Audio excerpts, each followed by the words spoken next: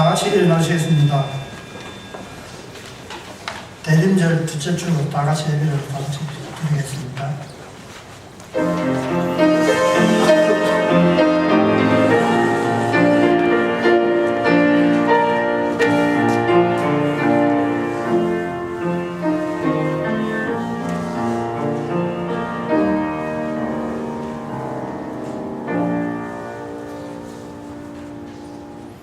나는 전능하신 아버지 하나님 천지의 창조주를 믿습니다. 나는 그의 유일하신 아들 우리 주 예수 그리스도를 믿습니다. 그는 성령으로 있게 되어 동문나와 마리아에서 나시고 본디오 빌라도에게 고난을 받아 십자가에 못 박혀 죽으시고 장사된 지 사흘 만에 죽은 자 가운데서 다시 살아나셨으며 하늘에 오르시어 전능하신 아버지 하나님 우편에 앉아 계시다가 그로부터 살아있는 자와 죽은 자를 심판하러 오십니다. 나는 성령을 믿으며 거룩한 공교회와 성도의 교제와 죄를 용서받는 것과 몸의 부활과 영생을 믿습니다. 아멘. 경배송 29장입니다.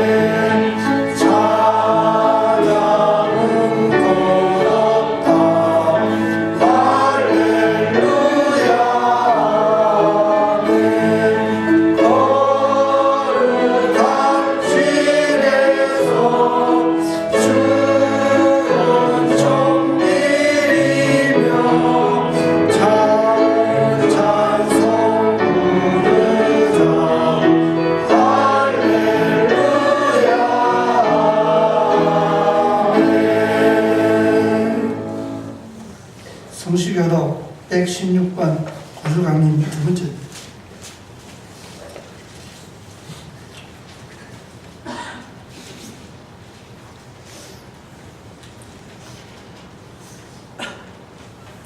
이새의 줄기에서 한 싹이 나며 그 뿌리에서 한 가지가 나서 결실할 것이요 그의 여호와여 곧 지혜와 성령의 영이요 우리가 재능의 영이요 지식과 여호와를 경외하는 영이 강림하시리니 그가 여호와를 경외하고 그 조언을 따를 것이요 그의 눈에 보이는 대로 심판하지 아니하며 그의 귀에 들리는 대로 판단하지 아니하며 공의로 다른 자를 심판하며 공의로 세상에 있는 자를 판단할 것이요 그의 입에 막대기로 세상을 치며 그의 입술의 기운으로 악인을 죽일 것이며 공의로 그의 머리를 삼으며 성주로 그의 몸을 삼으리라. 그때에 이리가 어린 양과 함께 살며 포범이 어린 염소와 함께 누우며 소관자와 어린 사자와 살찐 짐승이 뒤에 있어 어린아이에게 들리며 암소와 곰이 함께 먹으며 그것들의 새끼가 함께 엎드리며 사자가 소처럼 풀을 먹을 것이며 썩은 아이가 독사의 몸을 찾아가며 겉에 아이가 독사의 술을 가져다. 내 거룩한 산 모든 곳에 해됨 없고 상함도 없을 것이니 이는 우리 나라의 것 같이 너와 이 세상에 천을 것이다. 그늘에 이 새의 뿌리에서 한 싹이 나서 만민의 기치로 설 것이요 멸망이 그에게로 돌아오니 그가 왕이 돌아오리라. 아멘. 다 같이 앉으겠습니다. 찬송 96장 부르시고 홍명숙 권사님께서 기도해 주시겠습니다.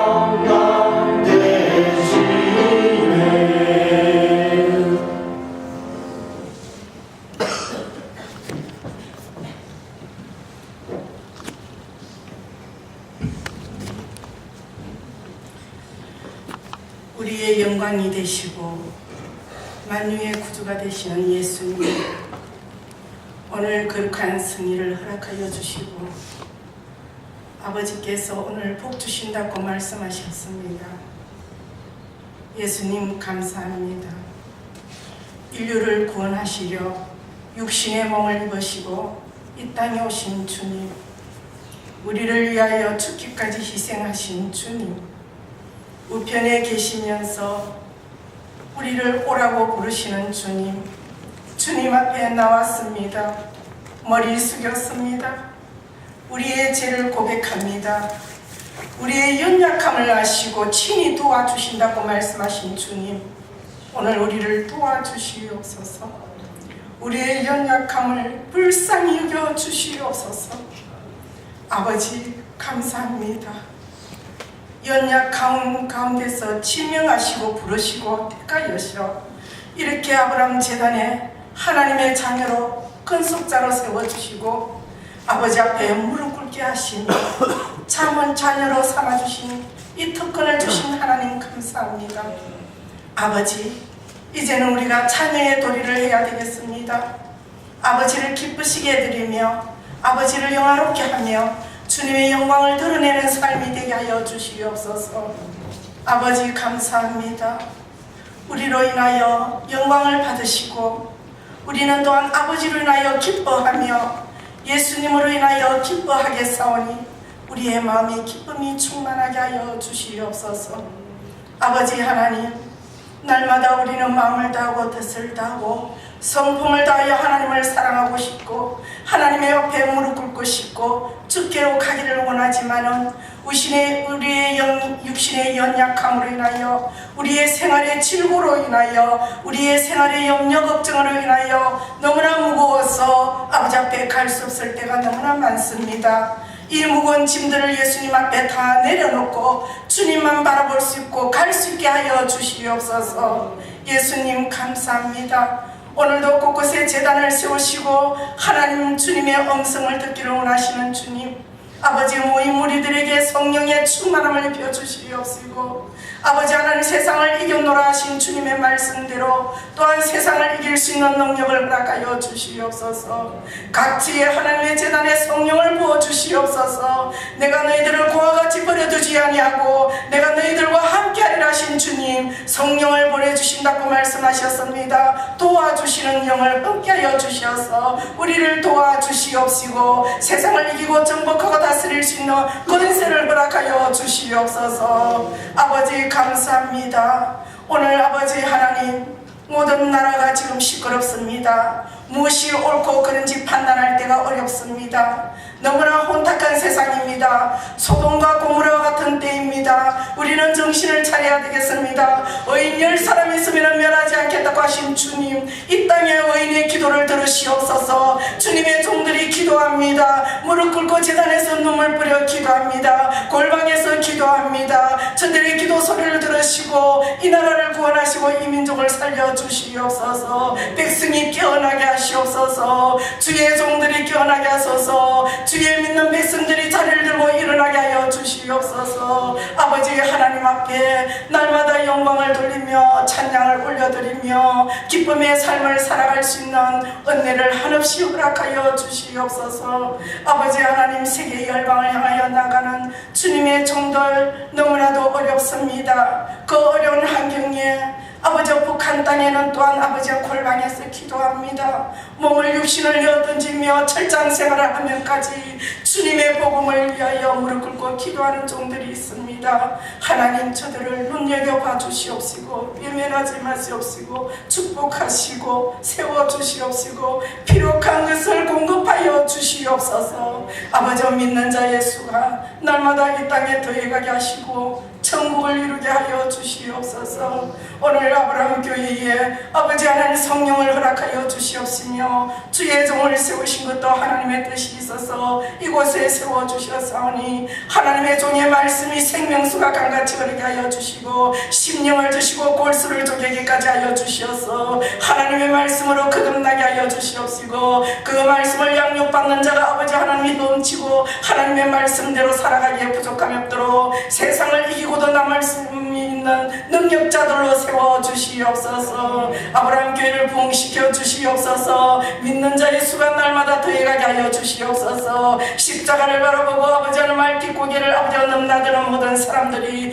주님 앞에 나올 수 있도록 마음의 심령을 허락하여 주시옵소서. 아버지, 이제는 이 교회를 이 수년 내에 부흥케 하여 주시옵소서. 아버지, 역사가 일어나는 교회가 되게 하여 주시옵소서. 하나님의 말씀이 살아서 역사하는 교회가 되게 하여 주시옵소서. 주의 종으로부터 어린 생명에까지 하나님께서 지켜주시고 보호하시고 인도하여 주셔서 저들 학년과 생활과 모든 염려 걱정을 하시는 주님께서 있어야 할 것을 하시는 주님께서 또한 채워주시옵시고 인도하여 주셔서 단장을 넘겨서 많은 사람들에게 아버지 나누고 나눌 수 있는 교회로 성장시켜 주시옵소서. 오늘도 말씀을 들고 하는 대은혜 목사님, 하나님 영육간에 강건케 하여 주시옵시고 생활의 모든 염려 걱정 주께서 함께하여 주시옵시며 오늘 이 말씀을 듣고 우리는 더 나아가 주의 말씀대로 이기고 이길 수 있도록 능력자들로 인도하여 주시옵소서. 병든 자가 있습니까? 가난한 자가 있습니까?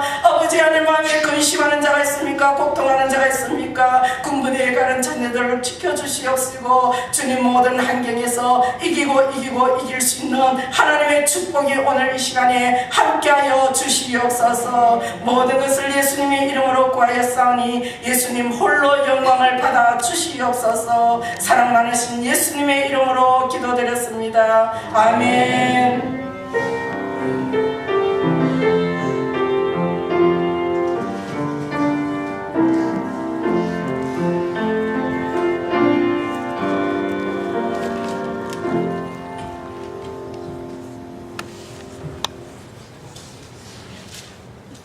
성경 공독 누가복음 2장 8절에서 14절 말씀입니다.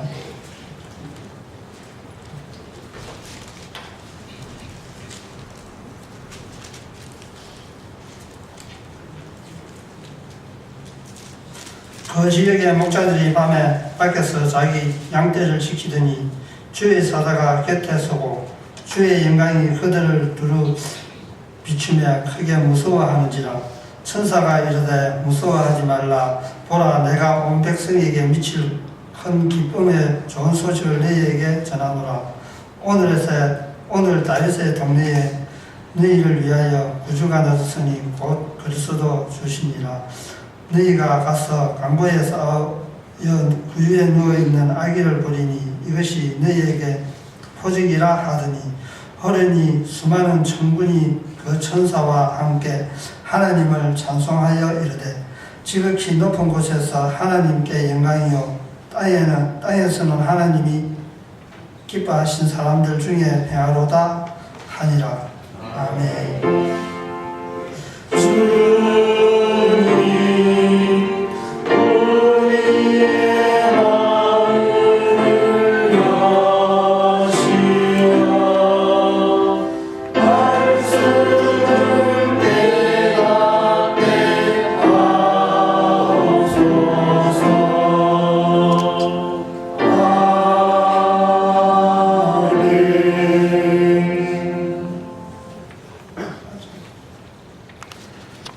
오늘 설교 말씀은 영광과 평화의 말씀으로 목사님께서 전해주시겠습니다.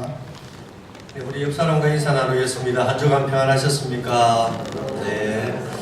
날씨가 갑자기 추워서 감기 드신 분이 많던데 오늘 보니까 우리 교회도 감기 드신 분이 눈에 띄네요. 아무쪼록 건강 회복하시고 강건하시기를 축원드립니다. 오늘은 대림절 둘째 주일입니다. 대림절 첫째 주일의 색깔은 무슨 색이었죠? 보라색. 이 보라색은 종기, 왕을 상징하는 색깔입니다. 대림절 둘째 주일은 녹색입니다. 이 녹색은 예수님의 3년간의 삶을 표현하는 색깔입니다. 보라색은 육신으로 오신 예수님을 상징하는 색이고 녹색은 예수님의 공생애를 상징하는 색깔입니다. 이 녹색은 평화를 상징하죠. 우리가 평화 그러면 흰색이라고 생각하는데 사실은 녹색이 평화를 상징하는 겁니다. 그래서 평화를 추구하는 그 단체의 로고들이 대부분 하얀색, 파란색, 녹색 이런 걸 많이 쓰죠. 오늘은 영광과 평화라는 제목으로 대림절 둘째 주일 말씀을 전합니다. 예수님이 탄생하시는 그날 밤에 하늘에는 수많은 별이 떠 있었습니다. 그 별들 중에 특별한 별 한 별이 베들레헴 말 구유를 비추었습니다. 그때 하늘에 떠 있는 별을 바라보는 목자들이 있었는데 그 목자들이 바라본 하늘에는 예수님의 탄생을 알리는 별뿐 아니라 엄청나게 많은 별이 반짝였을 것입니다. 세계 제1차 대전 당시에 미국에서는 아들을 전쟁터에 보낸 가정들이 유리창에 별을 하나씩 붙여놓는 것이 약속이었습니다. 그래서 지나가다가 창에 별이 붙어 있으면 저 집도 아들을 전쟁터에 보냈구나 하면서 고마운 마음 또 기도하는 마음으로 그렇게 이웃 간에 정을 나누었죠. 한 남자가 자기 아들을 데리고 뉴욕의 거리를 걷고 있는데 꼬마가 각 집에 켜진 별을 보고 아빠 저것 보세요. 저 집에도 전쟁터에 아들을 보냈나 봅니다. 저기도 있네요. 저기도 있네요. 이러면서 길을 걷다가 주택가를 싹 지나서 넓은 광장으로 나왔습니다. 갑자기 하늘에 엄청나게 많은 별을 보게 되었습니다. 이 소녀가 아버지에게 이렇게 말합니다. 예수님은 많은 아들을 전쟁터에 보냈네요. 이렇게 말을 하더랍니다. 여러분, 하늘에 떠 있는 별을 보시면서 우리에게 평화를 주시기 위해 오신 예수님을 이 아이처럼 상상하는 그런 대림절 둘째 주일이 되기를 주의 이름으로 축원을 드립니다. 여러분, 성탄절 그러면은 가장 먼저 떠오르는 성구가 무엇입니까? 바로 오늘 읽었던 말입니다. 한번 읽겠습니다. 14절. 지극히 높은 곳에서는 하나님께 영광이요 땅에서는 하나님이 기뻐하신 사람 중에 평화로다. 그래서 이걸 줄여서 높은 곳에는 영광, 땅에는 평화 이렇게 줄여서 이렇게 거리마다 적어놓는 경우가 있습니다. 진주기독 청년합회에서 걸어놓은 이런 큰 광고탑에도 하늘에는 영광, 땅에는 평화라고 줄여서 그렇게 표현했죠. 왜 유독 이 성경 구절이 성탄을 대표하는 성경 구절이 되었을까? 그것은 이 구절이 갖고 있는 의미가 엄청나기 때문입니다. 여러분, 이 구절은 하나님과 우리의 차이를 보여주고 하나님과 우리의 다름을 보여주는 구절이기도 하고 또 이 땅에 예수님이 오신 근본 목적과 의미가 무엇인지를 분명하게 보여주는 것입니다.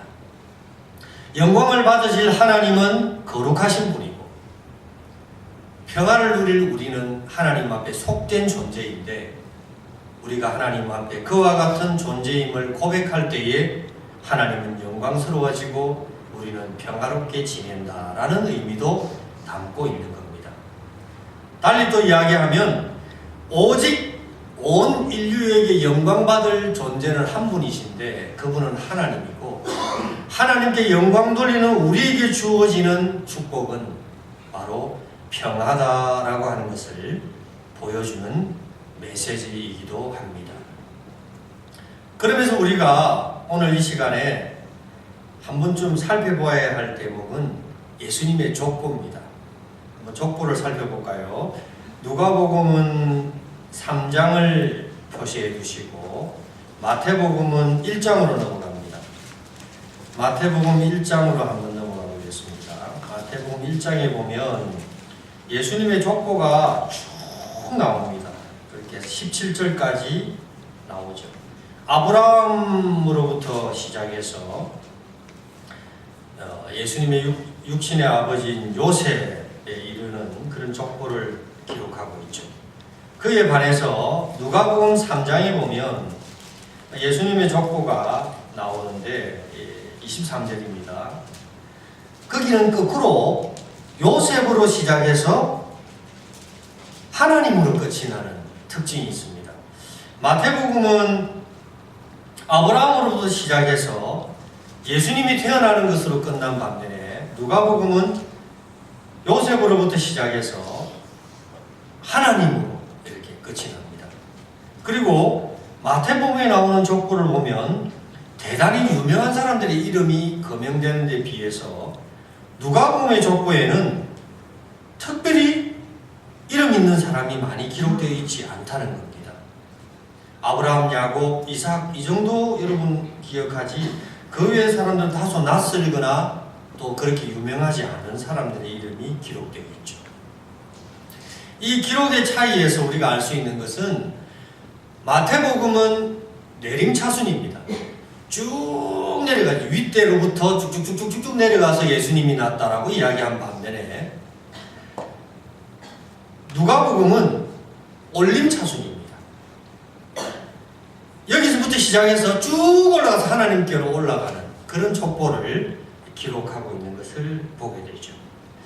마태복음은 유명하신 분을 위주로 해서 권위 있는 것을 내세운 반면에 누가복음은 이름 없는 사람들을 거명해서 서민적인 족보를 내세우고 있는 것을 보게 됩니다. 다시 말하면 마태복음은 영광의 족보를 나타내는 반면에 누가복음은 평화의 족보를 나타낸다라고 말씀을 드립니다. 이처럼 족보의 차이가 있죠. 그래서 어떤 사람의 족보를 사람들이 좋아하는 줄 아십니까? 마태복음보다도 누가복음의 족보를 좋아합니다.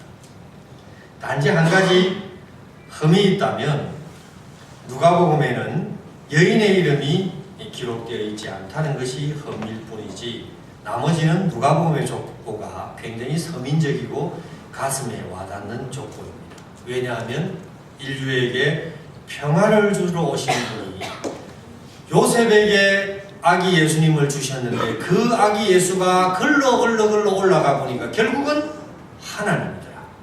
그래서 인간에게 평화를 주시러 오신 그 예수님은 하나님이신데 우리가 그에게 영광을 돌려야 한다라고 족보는 우리에게 말해주고 있는 것입니다. 이와 같은 내용을 기반으로 해서 오늘 말씀을 정리하면 이렇습니다.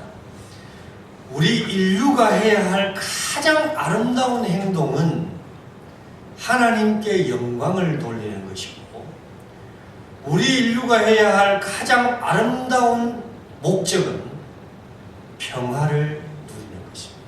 그래서 하나님께 영광 돌리는 사람은 사람들과 더불어 평화롭게 살아야 하는 것입니다. 그래서 성탄절에는 묶인 때를 다 벗기고 감정 상하신 분과 화해하고 또 다툼 있는 사람과 평화하는 그런 성탄절이 되기를 주의 이름으로 축원을 드립니다. 네. 여러분 부모로서 자녀를 놓았을 때에 무엇 때문에 자녀를 놓았죠? 여러분 뭐 그냥 어찌하다 보기에는 자녀를 놓았습니까? 대부분 다 어찌하다 보니까 놓았다고 생각을 하실 거예요. 뭐 그냥 결혼해서 어찌하다 보니까 자녀가 나왔다. 좋아요. 뭐 그런 건 그렇다 칩시다. 그러면 자녀를 놓고 난 뒤에 뭘 기대하십니까? 여러분 자녀를 놓고 나면은 손해입니까? 이익입니까? 논리적으로 따지면 이익이라고 생각하시는 거예요. 자녀를 뭐 노예로 낳았습니까? 이익 보게. 자녀를 놓는 순간 수치적으로 계산하면 최소한 3억의 손해를 봅니다. 자녀를 키우는데. 이 3억이라는 것은 최소한의 경비를 말하는 거예요. 그러니까 자녀를 2명 놓으면 6억을 손해보고 인생을 시작하는 거예요. 그럼에도 불구하고 우리가 자녀를 놓는 것은 무엇 때문에 자녀를 놓습니까? 그것은 자녀에게 기쁨을 느낀 순간을 기억해보면 금방 알 수 있죠. 얼마 전에 텔레비전을 보니까 드라마에 재벌 며느리 둘이서 싸움을 하는데 막 둘이 욕쟁이를 하며 막 싸움을 하더만요. 싸움을 하는데 한 며느리가 이야기하기를 너는 돈도 많고 뭐 명예도 가졌지만 자녀 농사 잘못 지으면 인생 종친 거야. 이렇게 막 독설을 퍼붓더라고요. 맞습니다. 자녀 농사 잘못 지으면 노년에 가서 부모는 재물이 많아도 건강해도 자녀가 욕 듣고 볼품없는 삶을 살면 불행한 거예요. 그런데 노년에 재산이 없고 권력이 없어도 자녀가 잘 되어 있으면 행복한 겁니다. 왜? 자녀는 늙은이의 장사의 수중에 화살인 겁니다. 늙었을 때 전통에 있는 화살이에요. 얼마나 기묘하게 쓰입니까? 그러면 결국 자녀가 부모에게 필요한 존재가 되는 이유는 자녀가 부모의 영광이 될 때입니다. 어느 때입니까? 얘 네 집 아들이야. 얘가 네 집 딸이야.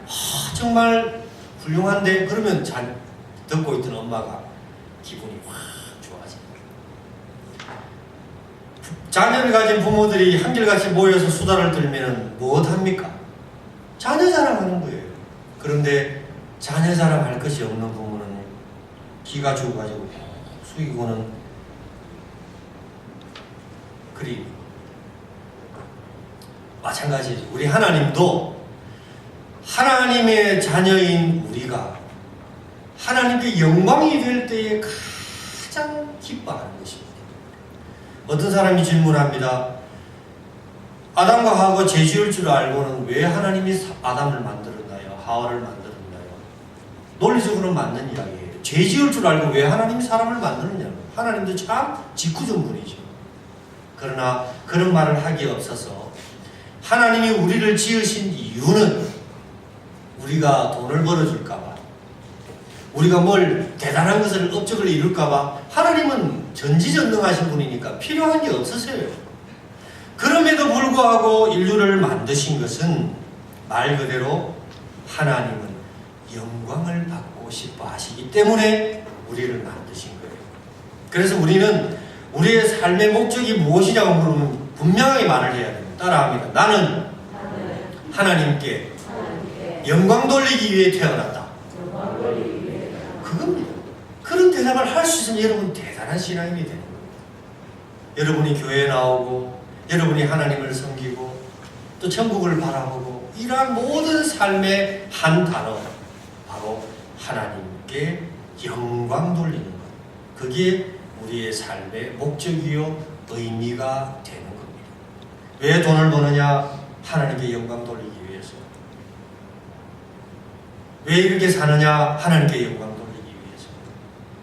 그런 대답이 우리에게 나와야 하는 겁니다. 그럼에도 불구하고 우리 인류는 하나님께 영광 돌리지 않고 수많은 갈등과 싸움이 끊이지 않는 세상에 살고 있습니다. 온갖 근심과 걱정과 불안과 공포를 야기합니다.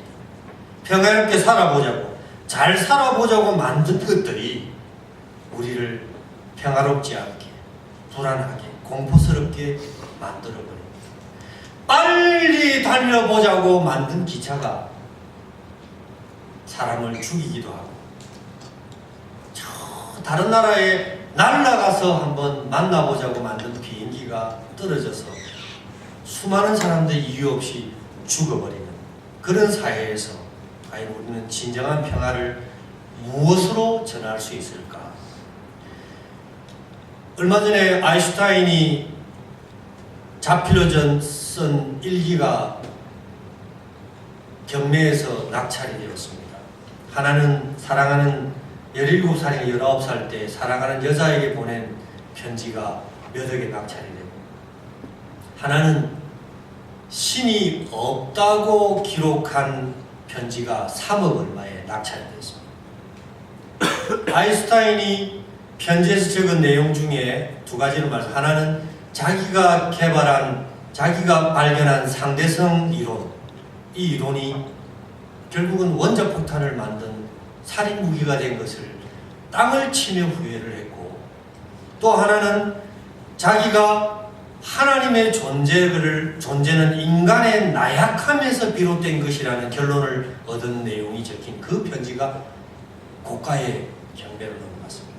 그러니까 이제 기독교를 비난할 사람들이 그걸 아주 값비싸게 산 거죠. 상대성 이론을 발견했지만 그 발견이 결국은 인간을 공포로, 전쟁으로, 수많은 사람을 죽이는 가공할 무기로 개발되었다고 봤을 때, 과연 인간이 하나님께 지금 영광 돌리고 있는가? 과연 인간이 개발하고 있는 수많은 문명의 이기들이 평화를 보장해 주는가 했을 때 전혀 그렇지 않다는 것입니다. 그래서 오늘 8절에 보니까 이런 말씀이 있습니다. 그 지역에 목자들이 밤에 밖에서 자기 양떼를 지키더니 그랬습니다. 인류가 하나님으로부터 영광을 돌리고 하나님께 영광을 돌리고 평화를 누리려면 그 평화와 영광을 누릴 수 있는 자격이 있는데, 그 자격이 첫 번째로 밤에 밖에서 자기 양떼를 지키더라. 다시 말하면 열심을 다하여 주를 위해 충성하고 주어진 삶을 부지런히 사는 사람이 하나님께 영광을 돌리는 것이고 이 땅에 평화를 주는 사람이다.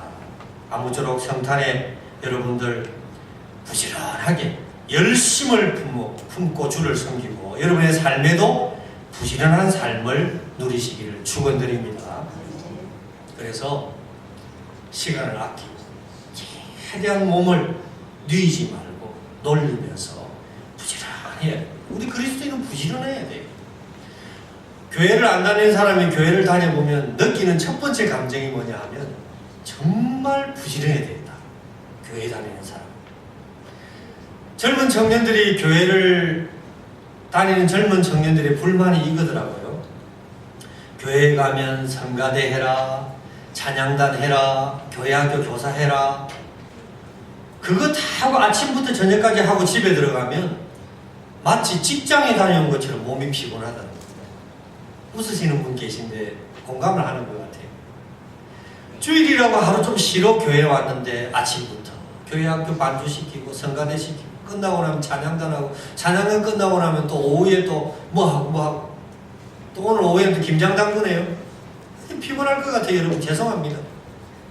이렇게 피곤해요. 교회 다녀보니까. 좀 더 이제 신앙이 자라니까 또 새벽기도까지 가야 되네요. 새벽기도 갔다가 오전 예배 왔다가 오후 예배 드리고 김장 담그고 또 성탄절 연습하고 축하 연습하고 집에 들어가니 남편이 붕붕 이만큼 튀어나왔어요. 도대체 말이야 교회 가서 뭐 하는 거야? 네 목사님하고 연애하나?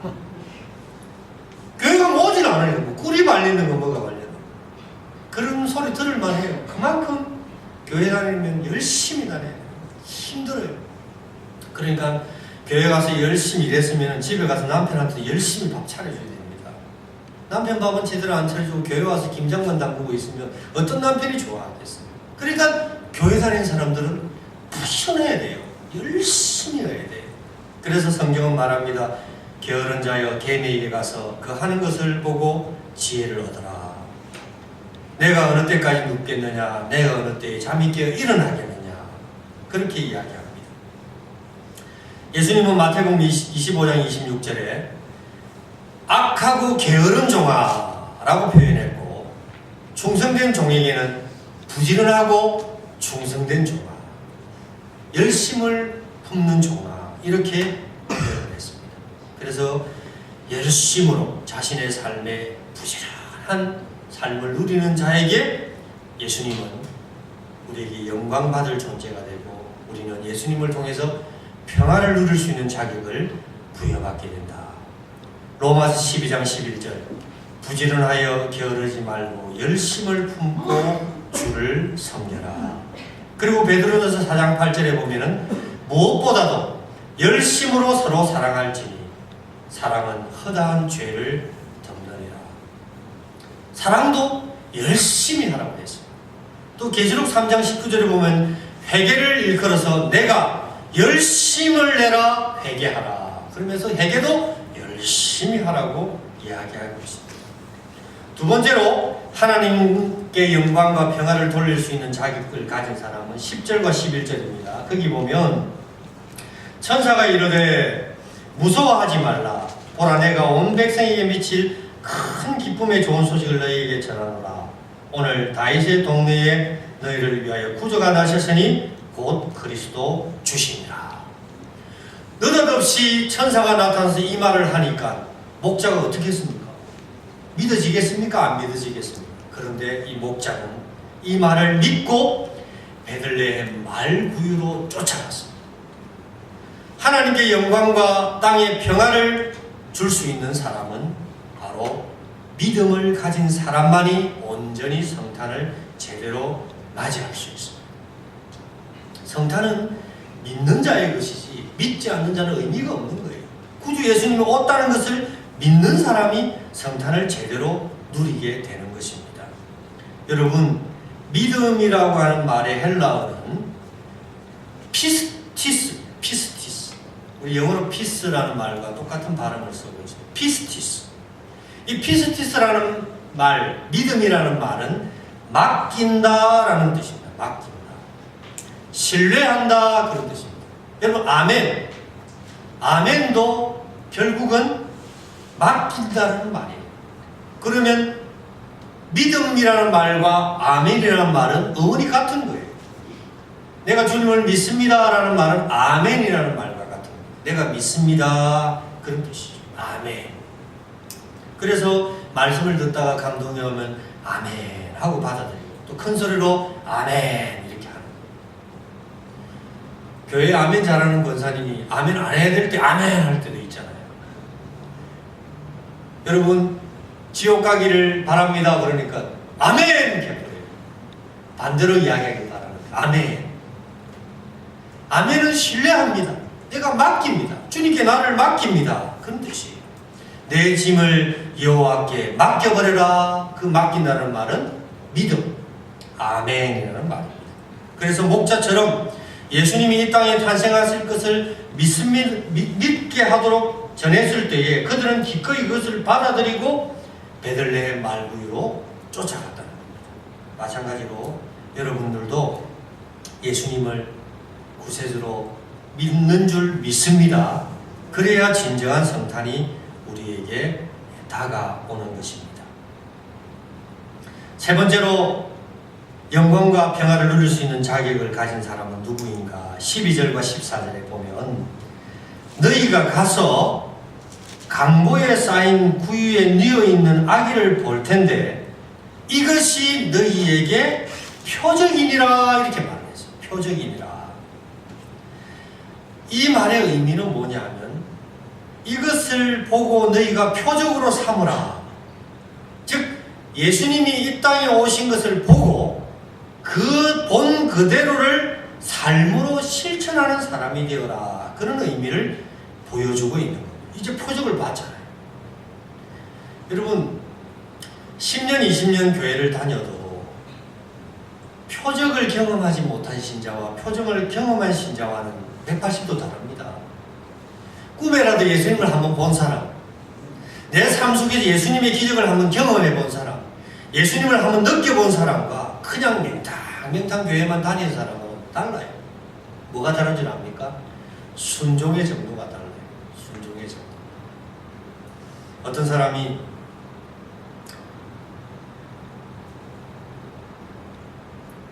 이야기를 합니다. 우리 집사님 꼭 11조 한번 해보십시오. 그러면 하나님이 복 주실 겁니다. 그런 말을 여러 번 들어왔지만 무시하고 11조를 안 했습니다. 또 한 번 성도님이 권유를 합니다. 하나님은 11조를 드리지 않으면 아마 그대로 거두어 갈 겁니다. 그렇게 권면을 했어요.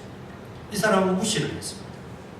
그런데 어느 날 이 사람이 150만 원의 월급을 받았는데 그 다음날 갑자기 교통사고를 당했습니다. 앞에 있는 차를 들이받은 겁니다. 자기 실수로. 우연인지 필연인지 자동차 정비회사에서 견적이 나왔는데 당신에게 150만 원의 견적이 나왔습니다. 라고 이야기하는 겁니다. 보통 사람 같으면 그냥 150만 원 견적 나왔지 이렇게 생각할 텐데 성도님이 자기에게 해준 말이 그날따라 귀에 쟁쟁하게 울리는 겁니다. 하나님 앞에 11조를 드리지 않으면 그대로 거두어 간다 라는 말을 그때 왠지 모르게 자기에게 그게 떠오르다는 겁니다. 물론 사람마다 느낌이 다를 거예요. 그 뒤부터 이분은 그 말을 그대로 받아들이고 하나님 앞에 11조를 하는 신자가 되었다. 여러분 똑같은 표적을 보고도 순종하는 사람이 있는 반면에 무시하는 사람이 있는 것이. 여러분 믿음은 순종입니다. 하나님 말씀 안 들으려면 교회 나올 이유가 없잖아요. 그런데 오늘날의 현대인들의 특징이 뭔지 압니까? 저 말은 내가 듣고 저 말은 나는 안 들을 말 이렇게 구분을 해버린다는 거예요. 그러다 보니까 오늘날의 강단에서 목사님들이 설교를 안 하는 대목들이 뭐냐면 성도님의 귀에 듣기 좋은 설교들을 많이 하는 추세로 지금 목사님의 설교가 많이 변했어요. 텔레비전 잘 보세요. 회개를 촉구하고 하나님 나라를 촉구하고 막 이렇게 하는 목사님 별로 없어요. 인기 있는 목사님들 텔레비전 설교 잘 들어보세요. 좋은 말만 하면 듣기 좋은 말만 해요. 순종하기 좋은 말만 해요. 복 받으라. 잘 될 것이다. 위로를 받으라, 용서해줘라 이런 말만 해요. 진짜 회개하라, 순종하라는 말은 안 해요. 왜? 안 따르려고 하니까. 그런데 여러분, 하나님께 영광 돌리고 땅의 평화를 누리기를 원하신다면 예수님의 탄생의 표적을 목격한 이 목자들이 그 기쁨의 소식을 그대로 밖에 나가서 전하여 순종했던 것처럼 하나님 말씀에 순종하는 여러분 되기를 축원드립니다. 지금 이 순간 주의 종의 입으로부터 선포되는 주의 말씀이 여러분의 가슴에 찔리거나 그 느낌이 있다면 듣기 싫은 말로 받아들이지 말고 하나님이 나에게 회개하라고 주는 말이구나 라고 받아들인다면 복이 있을 줄 믿습니다. 그렇대. 오늘 우리 목사님 저 말씀은 내가 안 받아들일 말씀, 저 말씀은 좋은 말씀, 이렇게 구분하면 안 되는 겁니다. 저는요 목사님이 설교를 잘해서 나는 이 교회 가고 저 교회 간다라고 하는 시대는 지냈다고 생각합니다. 과거의 이야기예요. 과거에 못 배우고 못 먹고 못 입은 정보력이 떨어졌던 그 시대에는 어느 교회 목사님 설교 잘하니까 그 교회에 가고 이렇게 하는데 이제는 그런 시대가 아닙니다. 이제는 어떤 시대인 줄 압니까? 말씀의 홍수의 시대에 우리에게 주어진 과제는 딱 하나예요. 그 말씀대로 사느냐 안 사느냐의 문제지 누가 설교를 잘 전해주느냐 못 전해주느냐의 차이는 있겠죠. 물론 그거는 말주변입니다. 한번 따라하는 말 잘하는 사람 치고 온전한 사람 없더라. 여러분 사기꾼의 특징이 뭐죠? 말 잘하는. 그런데 착한 사람들의 특징은 뭡니까? 대부분 다 말을 못해요. 저는 말을 못하잖아요. 저는 잘 설교를 못해요. 웃으시도 돼요. 그 웃음의 의미를 제가 알죠. 여러분 10년, 20년, 30년 교회를 다니면서 여러분들이 1년에 주일날 대회, 남예배만 출석하더라도 52번의 설교를 들었어요. 그럼 10년이면 몇 번입니까? 그렇죠. 520번의 설교를 들은 것 중에 하나라도 순종을 해보자는 겁니다. 그게 핵심이지 듣는 게 핵심이 아니잖아요. 그래서 이 목자들은 그 말씀을 그대로 믿고 그 현장에 가봤더니만 진짜 아기 예수가 강보에 사여 부위에 뉘어 있는 것을 보니까 성령이 이것이 바로 너의 표적이다. 다시 말하면 밖에 가서 이 기쁨의 소식을 전하라. 그런 이야기입니다. 결론 짓겠습니다. 진주와 부름께 성도 여러분, 수바이처 박사가 누가복음 16장을 읽었습니다. 누가복음 16장을 한번 펴볼까요? 그리고는 정리하겠습니다. 누가복음 16장에 예수님의 비유들이 많이 나오는데 그 중에 19절부터 31절의 비유는 아마 교회 안 다니는 사람들도 읽으면 좀 충격받을 만큼 참 재미나고 충격적인 이야기가 나오죠. 바로 부자와 거지 나사로의 이야기입니다. 부자가 나사로가 밖에서 굶고 있는데도 자기는 호화롭게 연락하면서 한 푼도 도와주지 않고 입혀주지 않았습니다. 그러다 어느 날 부자가 죽고 나사로도 죽어서 부자는 지옥에 가고 나사로는 천국에 갔어요. 그런데 이 슈바이처 박사는 이 누가복음 16장 19절에서 끝절까지 있는 31절까지 읽고는 그 말씀을 자기는 어떻게 받아들인 줄 압니까? 한번 따라합니다. 부자는 백인이고 거지 나사로는 흑인이구나. 이렇게 받아들인 거예요. 그리고는 그 말씀을 읽으면서 하나님이 자신에게 뭐라고 명령한가를 자신은 마음에 정리한 거예요. 그게 뭔지 압니까? 네가 백인이니까 흑인을 네가 얼마나 학대했느냐, 얼마나 박해했느냐, 이제부터 너는 흑인을 위해서 살아라. 이렇게 마음으로 받아들이고 그거를 그대로 순종한 거예요. 명문대학을 나오고 앞길이 창창한 의학도가, 앞으로 호화롭게 살 수 있는 미래가 있는 의학도가 이 성경을 읽다가 백인은 부자고 나사로는 흑인인데 나는 백인이니까 앞으로는 백인이 흑인을 멸시하고 천대했으니 나라도 흑인을 위해서 평생을 살아야지 하고는 보따리를 싸고 흑인이 많은 아프리카로 가서 평생을 살았습니다. 하루는 이 슈바이츠 박사의 명성을 듣고 우리나라 김찬삼이라고 하는 사람이 슈바이츠 박사를 만나러 갔습니다. 남루한 옷을 입고 김찬삼이가 슈바이츠 박사 앞에 서니까 슈바이츠 박사가 자기가 입고 있던 옷을 벗어주면서 입으라고 권유를 합니다. 아무리 말려도 슈바이츠 박사가 옷을 그 옷도 별로 좋은 옷도 아닌데도 자기한테 주더랍니다. 그러면서 김찬삼 이분에게 슈바이츠 박사가 이렇게 질문에 대답했습니다. 인생을 살아가는데 가장 중요한 한마디가 무엇입니까? 라고 물으니까 김찬삼 씨가 슈바이츠가 말하기를 우물을 파되 한 우물을 파십시오. 그렇게 이야기를 하더라고요. 이 말의 의미는 슈바이츠는 이렇게 말을 한 겁니다. 예수님을 믿으면 제대로 믿으라. 그런 의미예요. 인생을 살려면 제대로 살아라. 그럼 우리가 예수님을 믿었어요. 어떻게 제대로 믿는 게 뭡니까? 믿음을 가지고 열심으로 순종하는 삶. 그 삶을 살 때 하나님은 우리에게 영광을 받으시고 그 영광이 우리에게 임해서 우리는 이 땅에 평화를 실현하는 주의 백성이 된다. 그런 이야기입니다. 기도하겠습니다. 하나님 감사합니다. 우리 아기 예수님이 이 땅에 오셔서 우리에게 평화를 주셨고 아기 예수님 때문에 하나님은 영광을 받으셨습니다. 아기 예수가 우리를 위하여 죽으시고 부활하시고 성천하심으로 하나님께 영광이 되었고 아기 예수님의 죽으심이 온 인류의 평화가 되었습니다. 하나님 성탄절날 하나님께 영광 돌리고 평화로운 사람이 되기 위하여 열심으로 주를 섬기겠습니다. 믿음을 가지고 살아가겠습니다. 주의 말씀에 순종하겠습니다. 이 세 가지를 잊지 않고 대림절 둘째 주간을 보내게 하옵소서. 감사하며 예수님의 이름으로 기도합니다. 아멘. 봉헌 찬송 116장 부르시겠습니다.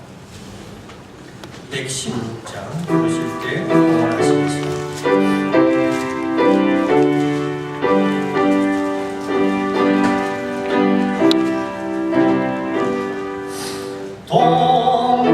동방에서 박사들 귀한 예물 가지고 산을 넘고 물을 건너 별 따라와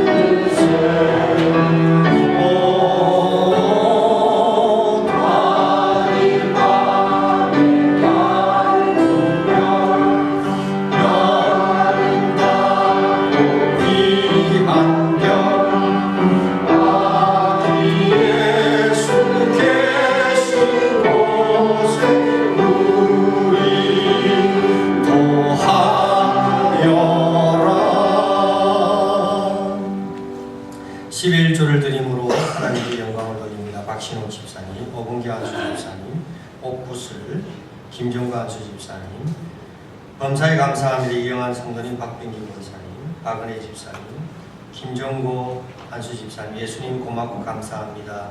언제나 건강하게 살게 하옵소서.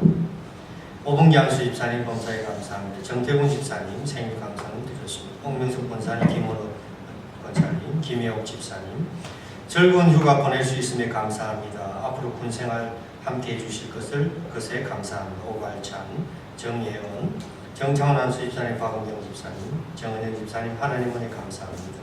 이인배 장로님, 주님 감사합니다. 건축적금, 김혜숙 집사님, 박신호 집사님, 김정구 안수 집사님, 김정구 안수 집사님, 오봉기 안수 집사님, 정태군 집사님, 김지아 집사님 드렸습니다. 기타 여러분이 주정복문 드렸습니다. 하나님 아버지 감사합니다. 동방박사 세 사람이 오랫동안 메시아 오심을 예견하고 별을 연구하다가 별 따라와서 베들레헴 말구에 누운 아기 예수에게 가장 귀한 예물, 황금, 유향, 몰약을 드렸습니다. 그때 그들이 드렸던 그 심정을 그대로 우리의 마음을 담아 오늘 이 헌물을 드립니다. 주님 받으시고 온 백성에게 미칠 큰 기쁨의 좋은 소식을 많은 사람에게 전파하여서 열심으로, 믿음으로, 순종함으로 하나님께 영광과 땅에는 평화를 드릴 수 있는 우리들 되게 하옵소서. 이 땅에 이 헌물이 아름답게 쓰여져서 예수님의 사역이 빛나는 일에 쓰이게 하옵소서. 또한 미처 헌물을 준비하지 못했거나 형편에 허락되지 못하여 드리지 못한 손길에 이 종이 특별히 기도합니다. 저들의 가정에 물질로 인하여 자존심 상하는 일 당하지 않게 하시고 구걸어가는 일 맞게 하지 않게 하시고 궁핍하여 헐벗지 않게 하시고 썩어도 남는 물질이 차고 넘쳐서 나누고도 흩어 구제하고도 남아돌 수 있도록 흙반죽 그릇과 창고가 차고 넘치는 역사로 채워주셔서 하나님 앞에 드리고도 남는 역사 있게 하옵소서. 감사하며 예수님의 이름으로 공헌기도 드립니다. 아멘. 이 시간에 세례정서 수여식을 하겠습니다. 사진을 좀 찍어주시기 바랍니다. 하영심 성도님, 이윤서 앞으로 나와주시기 바랍니다. 두 사람이 지난 11월 18일 날 세례를 받았는데 세례 정서와 세례 받은 장면이 찍혀있는 사진을 같이 이렇게 드리도록 하겠습니다. 네, 사진을 잘 찍어주시기 바랍니다. 여러 각도에서 앞으로 자료로 남겨놓겠습니다.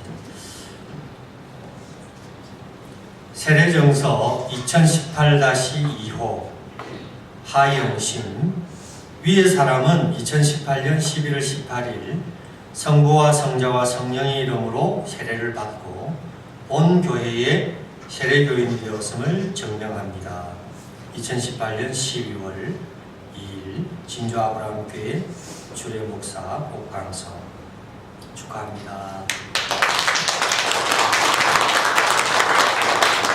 세례정서 이윤서 위의 사람은 2018년 11월 18일 성부와 성자와 성령의 이름으로 세례를 받고 본 교회의 세례교인이 되었음을 증명합니다. 2018년 12월 2일 진주 아브라함교회 옥강성 목사 축하합니다. 이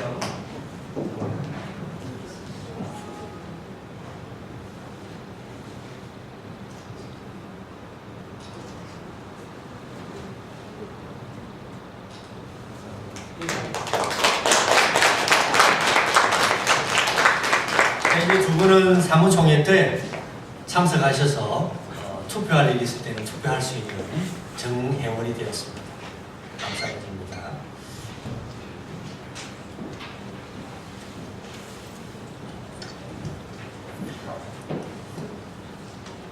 교회 소식을 말씀드리겠습니다.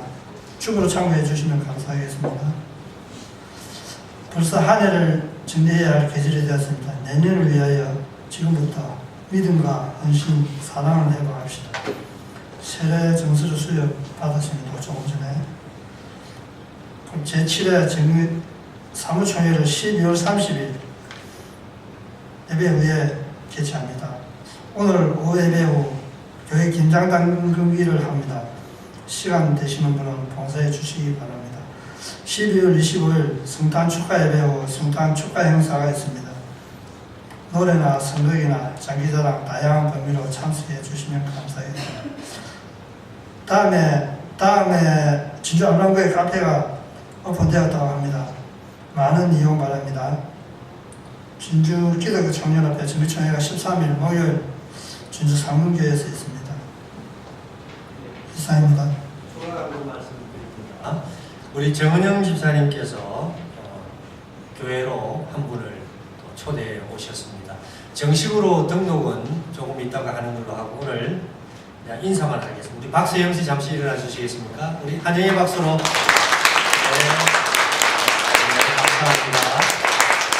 이제 마음에 이제 확정이 되시면 그 등록 카드가 있거든요. 작성하셔서 등록해 주시면 정식으로 등록하도록 하겠습니다. 또 성탄을 맞아서 새 가족을 보게 되면 너무 반갑고 좋습니다. 앞으로 좋은 교제 나누시길 바랍니다. 감사합니다. 다 같이 일어나시겠습니다. 파소의 노래 교회가 3절 부르시고 축복기도 옥강성 목사님께서 해주시겠습니다.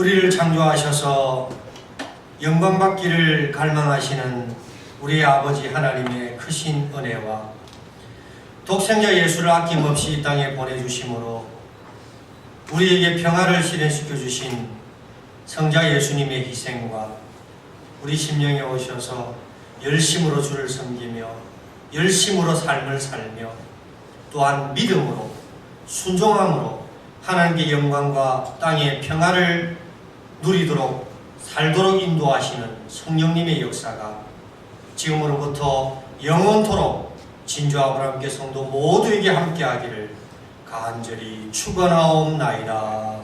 아멘.